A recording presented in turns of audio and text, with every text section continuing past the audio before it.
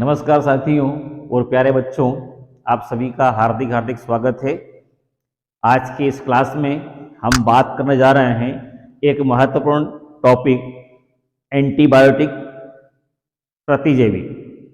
प्रतिजैवी या एंटीबायोटिक क्या होते हैं, कैसे बनाए जाते हैं, कितने प्रकार के होते हैं, इस पर हम आज बात करने वाले हैं। सबसे पहले देखेंगे एंटीबायोटिक क्या होते हैं।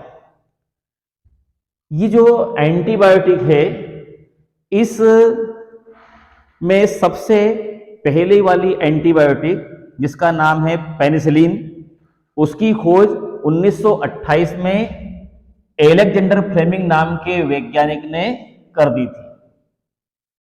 पेनिसिलियम नोटेटम सूक्ष्मजीव से सबसे पहला एंटीबायोटिक तैयार किया था 1928 में एलेक्जेंडर फ्लेमिंग द्वारा। लेकिन सालमान वैक्समैन नाम के वैज्ञानिक ने इस एंटीबायोटिक वर्ड की स्थापना की, शब्द का सबसे पहले उपयोग किया 1942 में। हम देश के लिए लड़ रहे थे और ये साहब एंटीबायोटिक शब्द की स्थापना कर रहे थे, बना रहे थे, उसका उपयोग कर रहे थे। तो एंटीबायोटिक पहले बन चुकी थी 1928 में, लेकिन एंटीबायोटिक औषधि को एंटीबायोटिक नाम 1942 में मिला सालमान वैक्समैन द्वारा। एंटीबायोटिक क्या होते हैं? तो जो एंटीबायोटिक है, ये एंटीबायोटिक माइक्रो ऑर्गेनिज्म मतलब सूक्ष्म जीवों से ये प्राप्त किए जाते हैं, और जो हानिकारक सूक्ष्म जीव है जो बीमारियां फैलाते हैं हमारे अंदर, उन सूक्ष्म जीवों की वृद्धि को या तो ये रोकेंगे या फिर उन सूक्ष्म जीवों को नष्ट कर देंगे, मार देंगे। एंटीबायोटिक जो है, इसमें तीन चीजें ध्यान रखना है। माइक्रो ऑर्गेनिज्म से ये बनते हैं, सूक्ष्म जीवों से बनते हैं, और हानिकारक सूक्ष्म जीवों की वृद्धि को रोकते हैं, और ये कार्बनिक पदार्थ होते हैं। ऑर्गेनिक कंपाउंड होते हैं, माइक्रो ऑर्गेनिज्म से बनते हैं, और माइक्रो ऑर्गेनिज्म जो नुकसान करते हैं, जो बीमारियां फैलाते हैं हमारे अंदर, उनको ये नष्ट करने का काम करते हैं, उनकी वृद्धि को रोकने का काम करते हैं। एंटीबायोटिक आपने सुना होगा, तुम्ही ने दर्द दिया है तुम ही दवा देना। देखो भैया के चेहरे पे मुस्कुराहट आ गई। तुम्ही ने दर्द दिया है तुम ही दवा देना, इसका मतलब ये है यहां पर कि ये जो माइक्रो ऑर्गेनिज्म है, यही एंटीबायोटिक बनाते हैं, और इसी कैटेगरी के कुछ माइक्रो ऑर्गेनिज्म ऐसे रहते हैं जो बीमारियां फैलाते हैं। तो सूक्ष्म जीवों से ही बनते हैं और सूक्ष्म जीवों की वृद्धि को ही रोकते हैं। ये जो एंटीबायोटिक है, इसकी परिभाषा बिल्कुल सरल है। मैंने कहा आपसे तीन शब्द याद रखना है।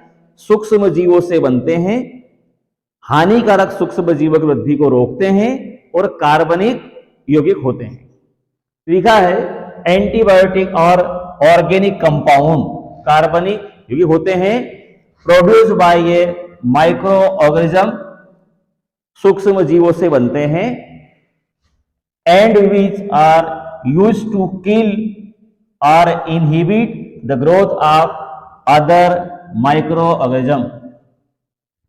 ऐसे कार्बनिक यौगिक जो सूक्ष्म जीवों से प्राप्त किए जाते हैं तथा अन्य सूक्ष्म जीवों की वृद्धि को रोकते हैं या नष्ट करने में उनका उपयोग होता है, ऐसे सूक्ष्म जीवों को एंटीबायोटिक या प्रतिजैवी कहा जाता है। ठीक है, कोई डाउट? Very good. अभी जो एंटीबायोटिक्स हैं, एक अच्छे या आदर्श एंटीबायोटिक में कौन कौन सी विशेषताएं होना चाहिए, कौन कौन से लक्षण होना चाहिए, कौन कौन सी अच्छी बातें होना चाहिए एक अच्छे एंटीबायोटिक में? देखिए, it should be broad spectrum. ये एंटीबायोटिक ऐसे होना चाहिए जो एक बैक्टीरिया के या एक वायरस के सभी स्ट्रैंड को, सभी प्रभेद को नष्ट कर सके, सभी प्रभेद से हमको बचा सके। It should not have any side effect in the host और होस्ट सेल। मतलब एंटीबायोटिक का शरीर के अंदर या कोशिका के अंदर किसी प्रकार का साइड इफेक्ट नहीं होना चाहिए। मतलब जब ये एंटीबायोटिक हमारे शरीर में प्रविष्ट किए जाए, करवाए जाए, भेजे जाए, तो हमको उससे कोई नुकसान नहीं होना चाहिए। The action of antibiotic should be specific on pathogen. इस पॉइंट का मतलब यह है कि जो एंटीबायोटिक है वो पैथोजन के लिए, रोगाणु के लिए स्पेसिफिक होना चाहिए। इससे हम ये समझेंगे कि अगर हमारे शरीर के अंदर कोई अच्छा माइक्रो ऑर्गेनिज्म है, अच्छा सूक्ष्म जीव है, यूजफुल है, तो उसको ये नहीं मारे, जो बीमारी फैलाए उसी को ये नष्ट करे। पैथोजन के लिए स्पेसिफिक होना चाहिए एंटीबायोटिक। अब ये एंटीबायोटिक कितने प्रकार की होती है, तो हमने ये पढ़ा है कि ये माइक्रो ऑर्गेनिज्म से बनती है, सूक्ष्म जीवों से बनती है। तो 3 ऐसे सूक्ष्म जीव हैं, सूक्ष्म जीवों की 3 कैटेगरी ऐसी है जो बताती है कि इनसे एंटीबायोटिक प्राप्त की जा सकती है। उसी के आधार पर इसको 3 भागों में बांट दिया गया है। पहला है इसमें यूबैक्टीरियल एंटीबायोटिक। मतलब ये जो एंटीबायोटिक रहती है ये बैक्टीरिया से प्राप्त होती है, जीवाणु से प्राप्त होती है। एक्टिनोबैक्टीरियल एंटीबायोटिक, ये एक्टिनोबैक्टीरिया से प्राप्त होती है। एक्टिनोमाइसीट्स एक क्लास होती है, उसमें आने वाले बैक्टीरिया से प्राप्त होती है। देन फंगल एंटीबायोटिक, ये फंगी से मतलब कवकों से प्राप्त होती है। 3 प्रकार के सूक्ष्म जीव हैं, जीवाणु से प्राप्त होगी, एक्टिनो जीवाणु से प्राप्त होगी, या फिर कवकों से प्राप्त होगी। यूबैक्टीरिया एंटीबायोटिक, एक्टिनोबैक्टीरिया एंटीबायोटिक और फंगल एंटीबायोटिक। अब कौन कौन से बैक्टीरिया से ये प्राप्त होती है, कौन कौन से बैक्टीरिया इसको बनाते हैं एंटीबायोटिक को? तो कई सारे बैक्टीरिया बनाते हैं, कई सारे बैक्टीरिया से एंटीबायोटिक बनती है। मैंने कुछ आपके लिए यहां पे रखा है। एंटीबायोटिक का नाम है और बैक्टीरिया का नाम है। पहली एंटीबायोटिक जो बैक्टीरिया से प्राप्त होती है बेसिट्रेसिन, ये बैक्टीरिया से प्राप्त होती है bacillus subtilis. Colomycin, bacillus colistinus. Gramicidin, bacillus brevis. ये इधर बैक्टीरिया के नाम लिखे हुए हैं, इधर एंटीबायोटिक के नाम लिखे हुए हैं। पोलीमाइसिन, ये प्राप्त होती है बैसिलस पोलीमेक्सा नाम के बैक्टीरिया से। इसी प्रकार से जो एंटीबायोटिक प्राप्त होती है एक्टिनोबैक्टीरिया से, उसमें ये एंटीबायोटिक के नाम हैं, और ये उनसे जिन एक्टिनोबैक्टीरिया से वो प्राप्त होते हैं उनके नाम हैं। टेरामाइसिन, देखिए तो टेरामाइसिन है, ये प्राप्त होती है स्ट्रेप्टोमाइसिस स्फिनोइड्स। टेट्रासाइक्लिन है स्ट्रेप्टोमाइसिस राइमोसस। एरिथ्रोमाइसिन, ये एंटीबायोटिक है, ये प्राप्त होती है स्ट्रेप्टोमाइसिस एरिथ्रेसिस। नियोमाइसिन, ये प्राप्त होती है स्ट्रेप्टोमाइसिस फ्रेडिस। क्लोरेमफेनिकोल, ये बहुत फेमस एंटीबायोटिक है, ये प्राप्त होती है स्ट्रेप्टोमाइसिस वेनेजुएलिस। ये ऐसी एंटीबायोटिक है जो प्राप्त होती है एक्टिनोबैक्टीरिया से। कुछ एंटीबायोटिक प्राप्त होती है फंगी से, कवकों से। तो पेनिसिलिन सबसे पहली एंटीबायोटिक है। एलेक्जेंडर फ्लेमिंग ने 1928 में ही इसको खोज लिया था।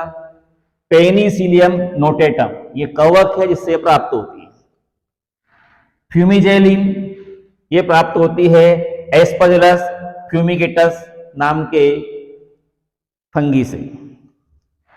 सिफेलोस्पोरिन, ये प्राप्त होती है सिफेलोस्पोरियम एक्रिनोनियम से ये प्राप्त हो। ये जो एंटीबायोटिक है ये सूक्ष्मजीव से प्राप्त होती है, इनके नाम को आपको रटना पड़ेगा। इसके बाद ये जो एंटीबायोटिक है इसका यूज कहाँ कहाँ होता है, कहाँ कहाँ इनके उपयोग होते हैं, ये थोड़ा सा देख लेते हैं।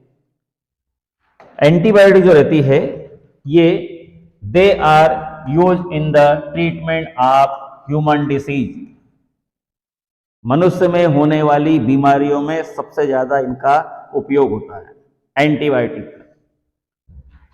Many plant disease like mildew, leaf spot, कुछ पौधे की पत्तियां मुड़ जाती है, कुछ पौधे की पत्तियों में स्पॉट बन जाते हैं। ऐसी बीमारियों का ट्रीटमेंट करने में, उपचार करने में भी एंटीबायोटिक का उपयोग होता है।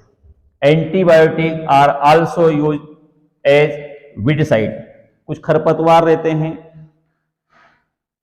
उनका नियंत्रण करने में भी एंटीबायोटिक का उपयोग होता है। जो फसल के साथ अन्य घास वगैरह अन्य पौधे उग जाते हैं उनको नष्ट करने में भी इनका उपयोग होता है। Antibiotic are use to prevent contamination of culture medium, मतलब कुछ जो सूक्ष्मजीव रहते हैं उनको ग्रोथ करने में भी, ग्रोथ करवाने में भी इनका उपयोग होता है। Many antibiotic are use in the preservation of edible meat, meat के, मांस के प्रिजर्वेशन के लिए भी एंटीबायोटिक का यूज किया जाता है। दे रखा है यहाँ पे टेरामाइसिन का उपयोग मीट के प्रिजर्वेशन में मुख्य रूप से किया जाता है।